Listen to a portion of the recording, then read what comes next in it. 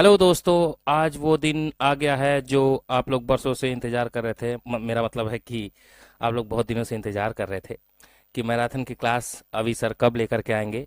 तो आज आपकी जो इच्छा थी और इंतजार की घड़ी थी वो खत्म हुई। मैराथन की क्लास मैं लेकर के आ गया हूँ। टोटल 21 प्रश्न होने वाले हैं इस दिसंबर के एग्जाम में। जितने भी क्वेश्चंस मैंने आप लोगों के लिए बनाए हैं या प्रोवाइड करा रहा हूँ वो सब बहुत ही मोस्ट इंपॉर्टेंट होने वाले हैं। आप लोग देखिएगा, पढ़िएगा, खुद से एनालाइज करिएगा, तब समझिएगा और फिर आकर के मुझे कहिएगा, ठीक है। आपके एग्जाम के लिए ये बहुत ही महत्वपूर्ण होने वाले हैं बच्चों। और दूसरी बात, टेलीग्राम को जरूर ज्वाइन करिएगा क्योंकि मैं जितनी भी वीडियो आपको दिया हूं उन सभी के पीडीएफ आपको एक एक करके बारी बारी मिलेगी। सुबह शाम उसे सॉल्व करना है। आपको आंसर नहीं बताए जाएंगे क्योंकि आपने वीडियो देखा है। और अगर आपने पूरी वीडियो देखी है दिसंबर की, जितनी भी लेक्चर आपको दिए गए हैं वो सारे के सारे लेक्चर अगर आपने पढ़े हैं तो उस पीडीएफ को आप जरूर सॉल्व कर जाओगे, ठीक है। तो उसे सॉल्व करने की जिम्मेदारी आपकी है क्योंकि आपके स्किल की हम जांच करेंगे और उसके बाद आप खुद से एनालाइज कीजिएगा कि आप पेपर में पास करके आ सकते हैं कि नहीं आ सकते हैं, ठीक है।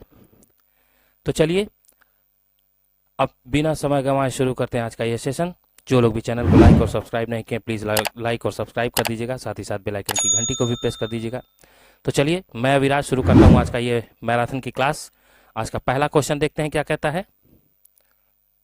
इंटरनेट के खोजकर्ता हैं कौन है? बॉब कॉन है, विंड सर्फ है, ए और बी बोथ यानी कि दोनों हैं, बॉब कॉन और विंड सर्फ दोनों, या नन ऑफ दीज इनमें से कोई नहीं। इंटरनेट के खोजकर्ता कौन है आपको बताना है। तो इंटरनेट के खोजकर्ता मैंने आपको बताया था विंड सर्फ है और बॉब कॉन भी हैं, इसलिए ए और बी दोनों हो जाएगा। और सबसे मोस्ट इंपॉर्टेंट ट्रिक मैंने आपको बताया था कि जहां ए और बी और सी और डी, अगर दो ऑप्शन एक साथ दिए जाते हैं अक्सर उसी पे आपको टिक करना है। अगर आप नहीं भी जान पा रहे हैं उस क्वेश्चन का आंसर तो भी, ठीक है बच्चों। ये मेरे कहने से आप लोग लगा दीजिएगा। चलिए अब नेक्स्ट अगला है, निम्नलिखित में से टेलीग्राम के संदर्भ में कौन गलत है? ई पुस्तकें पढ़ने की अनुमति देना, त्वरित संदेश भेजना, आईपी सेवा पर आवाज उठाना, मल्टीमीडिया डाटा साझा करना। बताइए टेलीग्राम के संदर्भ में कौन गलत है? तो बच्चों ई पुस्तकें पढ़ने की अनुमति देना, ये जो है ई पुस्तकों को पढ़ने की अनुमति नहीं देता है।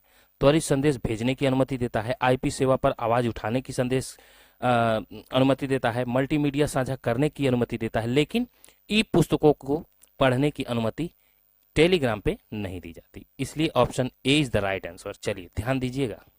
अब नेक्स्ट, ट्रिगर एनिमेशन के संदर्भ में क्या कहलाता है? ट्रिगर एनिमेशन के संदर्भ में ध्यान दीजिएगा क्या कहलाता है बच्चों? एक गति पथ का नाम है, एक फंक्शन बटन है, स्लाइड पर एक आइटम है, या उपरोक्त सभी है। Trigger, what is a trigger animation के संदर्भ में? तो ट्रिगर जो है वो स्लाइड पर एक रखा आइटम जो होता है उसे हम ट्रिगर कहते हैं, ठीक है। चलिए बच्चों अब नेक्स्ट, सिलेक्टेड टेक्स्ट को डिलीट करने की शॉर्टकट कुंजी क्या है? जल्दी से बताइए, आप लोग पढ़े होंगे।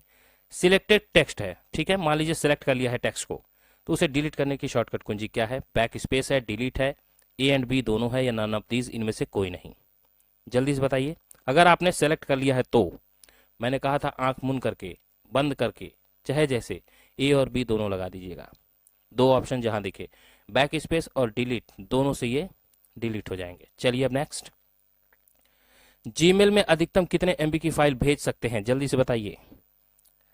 अब आप लोगों को पढ़े हुए सारे क्वेश्चंस रिवाइज कराए जा रहे हैं, ठीक है, मैराथन के रूप में, और कुछ नए क्वेश्चंस भी आप लोगों को देखने को मिलेंगे। तो जल्दी से बताइए, जीमेल में अधिकतम कितने एमबी की फाइल भेज सकते हैं? आपके एग्जाम में इसी तरह से पूछेगा। बताइए बच्चों, 15, 25, 30, 55, जल्दी बताइए। तो जीमेल में जो है वो मैक्सिमम आपको स्पेस जो मिलता है वो 25 मिलता है। 25 एमबी तक की फाइल मैक्सिमम आप भेज सकते हैं, याद रखिएगा। चलिए अब नेक्स्ट, लिब्रे ऑफिस इंप्रेस की कौन सी विशेषता इनमें से नहीं है? लिब्रे ऑफिस इंप्रेस की विशेषता इनमें से कौन नहीं है भाई? बताइए। स्लाइड छवियों के साथ स्पीकर के नोट को प्रिंट करना, मैं फिर से पढ़ता हूं, स्लाइड की जो छवि होती है उसके साथ स्पीकर के नोटों को प्रिंट करना, कलम से खींचना, मुद्रण पारदर्शिता, उपरोक्त सभी। बताइए कौन सी विशेषता है जो नहीं है इम्प्रेस की? तो क्या हो जाएगा राइट आंसर? स्लाइड छवियों के साथ स्पीकर के नोटों को प्रिंट करना।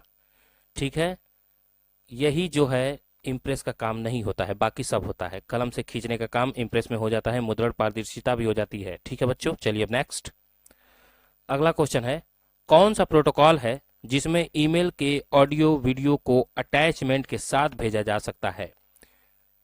ईमेल के ऑडियो वीडियो दोनों को एक साथ अटैच करके भेजा जा सकता है, किसके जरिए? एसएमटीपी के, एमआईएमई के, पॉप के या आईमैप के? जल्दी से बताइए। क्यों कहता हूं जल्दी से बताने क्यों? क्योंकि आपका दिमाग जो है वो एक्टिव रहे। ठीक है, इसी तरह से एग्जाम में भी तो आप लोग प्रैक्टिस करते रहिए बस।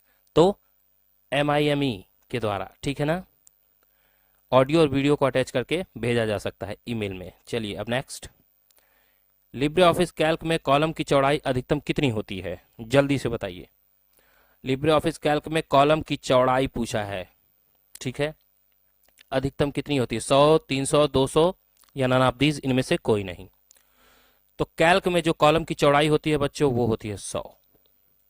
ठीक है, 100 याद रखिएगा। चलिए अब नेक्स्ट, आरटीजीएस कब लॉन्च हुआ था? 2009 में, 2007 में, 2010 में? नन ऑफ दीज, इनमें से कोई नहीं। आपको इसका फुल फॉर्म भी याद होना चाहिए, जबकि मैंने इसका फुल फॉर्म डाला है। ठीक है, आप लोग देख लीजिएगा। तो जल्दी से बताइए आरटीजीएस कब लॉन्च हुआ था? तो आरटीजीएस जो लॉन्च हुआ था वो 2010 में हुआ था। ये सन आपको याद होना चाहिए। ठीक है बच्चों, चलिए देखिए, आरटीजीएस का full form real time gross settlement नहीं होता है। क्या ये बात सही है कि गलत है, फॉल्स या ट्रू? जल्दी से बताइए। आरटीजीएस का full form real time gross settlement होता है और इसने कहा नहीं होता, इसलिए ये फॉल्स हो जाएगा। ठीक है बच्चों, चलिए अब नेक्स्ट, मेरा यही तरीका है याद कराने का फुल फॉर्म। चलिए, आर्टिफिशियल इंटेलिजेंस यानी कि एआई, कृत्रिम बुद्धि जिसे कहते हैं हिंदी में कृत्रिम बुद्धि। अब आप लोग कहेंगे कृत्रिम बुद्धि बहुत कम ही सुना है, इसलिए मैं लेकर के आया था आर्टिफिशियल इंटेलिजेंस। एआई कब लॉन्च किया गया था आपको पता होगा, नहीं पता है तो जान लीजिए। 1994, 1956, 1961 या नन ऑफ दीज, इनमें से कोई नहीं। तो बताइए एआई कब लॉन्च हुआ था? तो 1956 में एआई लॉन्च किया गया था, 1956। चलिए अब नेक्स्ट अगला क्वेश्चन है, किसी शब्द के ऊपरी हिस्से की रेखा को क्या कहते हैं? कोई शब्द लिखा है, उसके ऊपर जो रेखा होती है उसे क्या कहते हैं? अंडरलाइन कहते हैं, ओवरलाइन कहते हैं, अपर लाइन कहते हैं, या इनमें से कोई नहीं है? बताइए। शब्द के ऊपरी हिस्से को जो रेखा से दिखाया गया है, रेखा खींच दिया जाए ऊपरी हिस्से पर वर्ड के, उसे क्या कहते हैं?